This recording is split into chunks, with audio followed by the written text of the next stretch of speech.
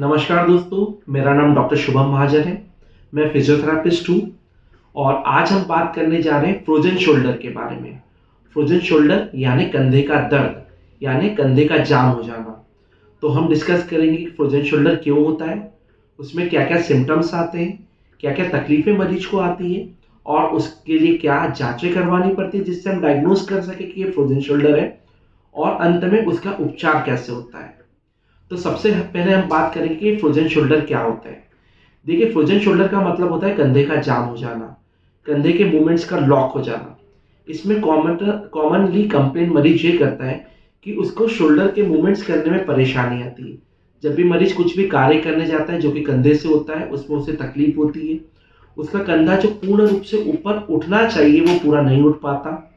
अगर उसे कपड़े पहनना है या कपड़े निकालना है या कुछ भी ऐसी एक्टिविटी करनी है जिसमें शोल्डर का मूवमेंट होना चाहते हैं, वो मूवमेंट पूर्ण तरीके से नहीं हो पाता और कंधे के अंदर दर्द महसूस होता है और उसकी रेंज जो होती है, कंधे की जो रेंज ऑफ मोशन होती है, वो थोड़ी-सी घट जाती है।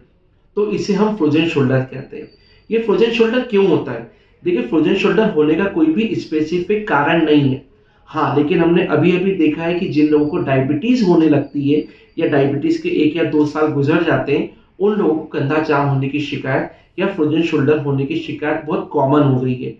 या अगर कंधे की कोई चोट लग जाती है या कंधे में कोई रोटेटर कफ या मसल्स खींचा जाती है जिसकी वजह से कंधे को रेस्ट देना पड़ता है, या कोई कंधे का फ्रैक्चर हो गया जिसमें डॉक्टर ने ऑपरेशन किया, या कंधे के अंदर किसी प्रकार की कोई इंटरनल इंजरी हो गई जिसके कारण से कंधे को आपने इमोबिलाइज किया या थोड़े समय तक रेस्ट लिया, तो उसके बाद कंधा जाम होने की शिकायत बहुत कॉमन हो जाती है।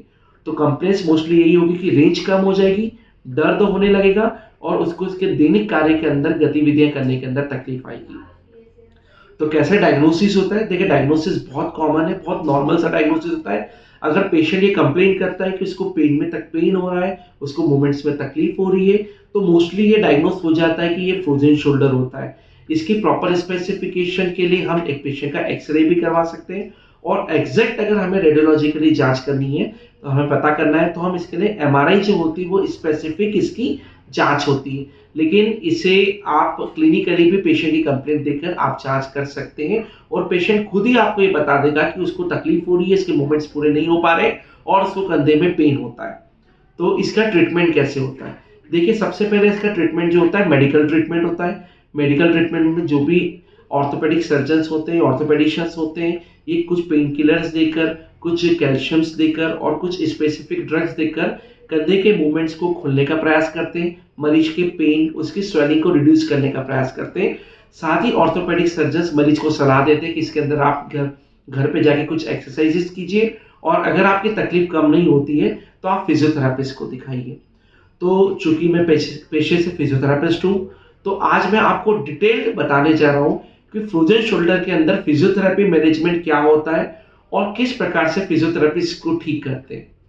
तो जब भी आप फिजियोथेरेपिस्ट के पास में अपने आप को फ्रोजन शोल्डर को लेकर दिखाने जाएँगे, तो वो आपका डिटेल्ड असेसमेंट करेगा कि आपके कंधे में कितना दर्द है, आपके कंधे की रेंज कितनी है, आगे से आप कंधा कितना ऊपर ले जा पाते हैं, साइड से आप कंधा कितना बाहर ले जा पाते हैं, पीछे की तरफ आप कंधा कितना ले जा पाते हैं।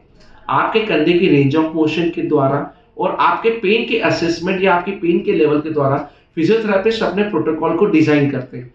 फिजियोथेरेपिस्ट के पास में कुछ इलेक्ट्रोथेरेपी होती है, कुछ मशीन्स और मॉडलिटीज़ होती है, जिसके थ्रू वो हीटिंग देके, अल्ट्रासाउंड देकर आपके तकलीफ, पेन, स्वेलिंग और इन्फ्लेमेशन को कम करेंगे और मैनुअल थेरेपी के थ्रू वो आपकी रेंज को वापस लेके आएँगे।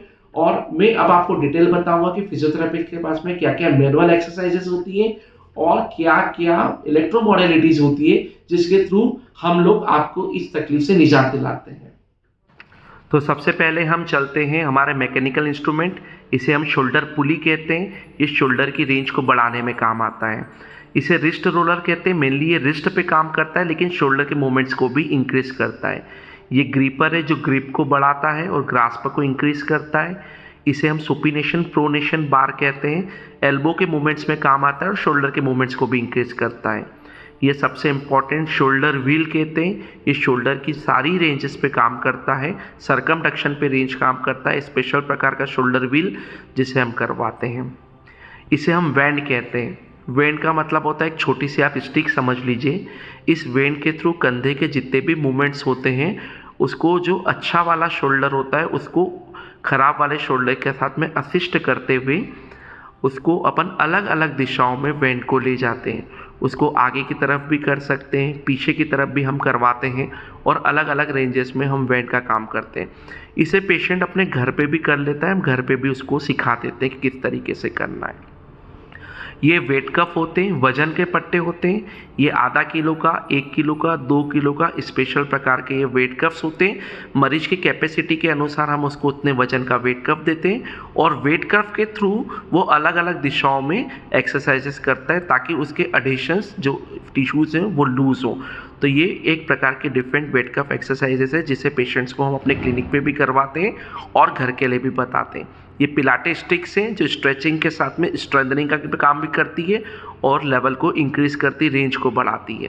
अब हम चलते हैं अपने इलेक्ट्रोथेरेपी की तरफ। इसे शॉर्ट वेव डायथर्मी कहते हैं। ये डीप हीटिंग मॉडलिटी होती है।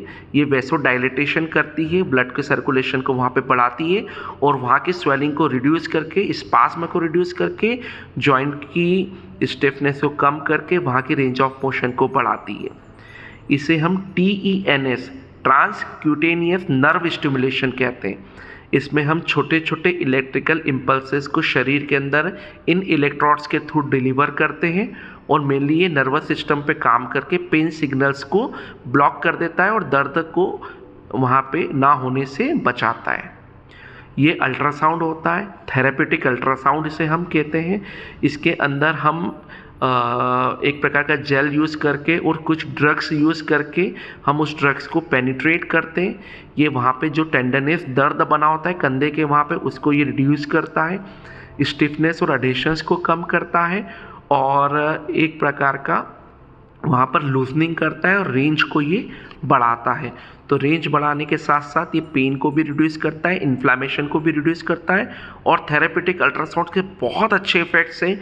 मेनली फ्रोजन शोल्डर के अंदर ये बहुत कारगर यूज़ करते हैं। अब हम बढ़ते हैं कपिंग थेरेपी की तरफ। कपिंग्स में हम स्पेशल प्रकार के कप्स लेते हैं। ये कप्स को हम वहाँ पे प्लेस करते हैं और वहाँ के ब्लड फ्लो को हम इंक्रीज करके जितना भी एक्सेस टॉक्सिन्स और फ्लूइड्स होता है उसको रिमूव करते हैं। एडेशंस को लूज करने के साथ साथ हम कनेक्टिव टिश्यू को रिवाइटलाइज करते हैं। ये सब डिटेल्ड एक्सरसाइजेस और क्या क्या मशीन्स फिजियोथेरेपिस्ट इस्तेमाल करते हैं जब भी किसी मरीज को फ्रोजन शोल्डर हो जाता है तब। तो अगर आपको या आपके परिवार में या आपके दोस्तों रिश्तेदारों में किसी को भी कंधे के दर्द की शिकायत है, कंधा उठाने में उन्हें तकलीफ आ रही है, तो जल्द से जल्द निकटतम अपने ऑर्थोपेडिक सर्जन और अपने फिजियोथेरेपिस्ट से मुलाकात कीजिए और प्रॉपर फिजियोथेरेपी ट्रीटमेंट लेने के बाद में अपने कंधे की फुल रेंज को पाइए। आप सब अपना बहुत बहुत ध्यान रखिएगा और अगर आपको ऐसे वीडियोस देखने हैं, अगर आपको ये वीडियो अच्छा लगे तो इसे लाइक कीजिए और इसी तरीके के हेल्थ रिलेटेड वीडियोस और फिजियोथेरेपी रिलेटेड वीडियोस को देखने के लिए आप हमारे इस चैनल को सब्सक्राइब कीजिए। बहुत बहुत धन्यवाद।